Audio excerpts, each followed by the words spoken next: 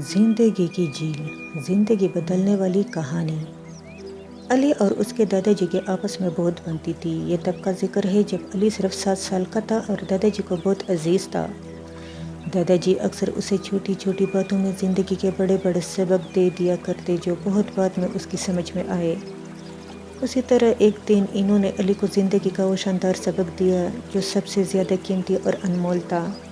علی اور اس کے دادا جی اکثر شام کو سیر پر جایا کرتے تھے۔ ایک دن دادا جی اسے ایک بہت پرسکون اور خوبصورت جھیل کے کنارے پر چھوٹی چھوٹی گھاس اگی ہوئی تھی۔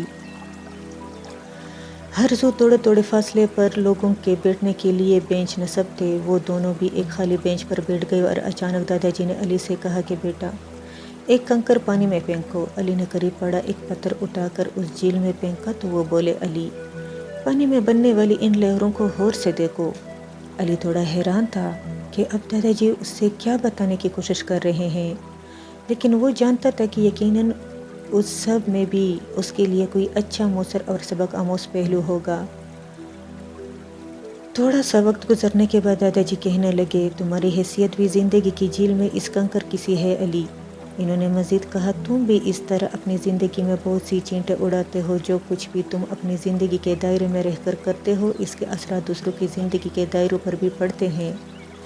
تمہاری پیدا کی گئی چینٹوں کی لہریں تمہارے آس پاس لوگوں کی زندگی کے سکون میں مداخلت کرتی ہے۔ یاد رکھو تم اپنے دائرے میں کچھ بھی کرنے کے ذمہ دار ہو، لیکن ان سے بننے والی لہریں بہت سے دوسرے دائروں کو بھی چھوتی ہے اگر ان پر بھی اثر انداز ہوتی ہے۔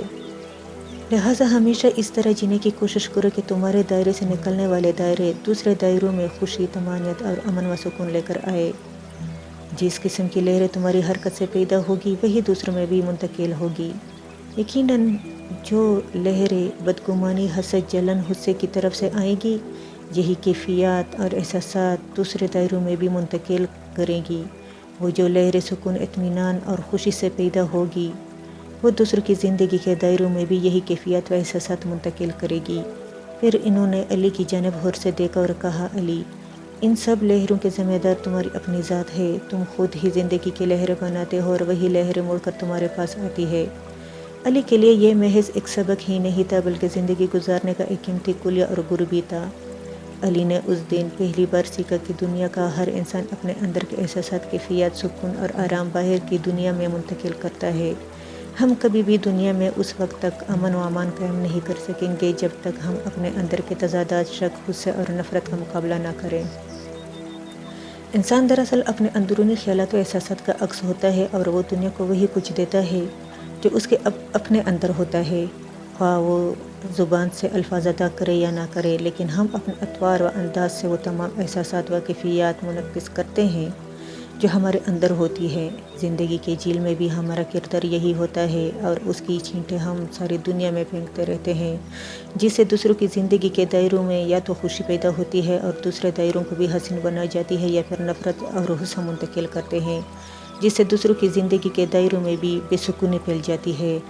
اب یہ آپ کے اپنے اختیار میں ہے کہ آپ زندگی کو کیا دیتے ہیں۔ یقیناً آپ دنیا کو وہی دیں گے جو آپ کے اپنی ذات میں ہوگا۔ لہٰذا اگر آپ کسی کو ٹھیک کرنا چاہتے ہیں تو اس کی اصلاح کا آغاز اپنی ذات سے کریں۔ سب سے پہلے اپنی ذات میں وہ تبدیلی لائیں جو آپ دوسروں میں دیکھنا چاہتے ہیں۔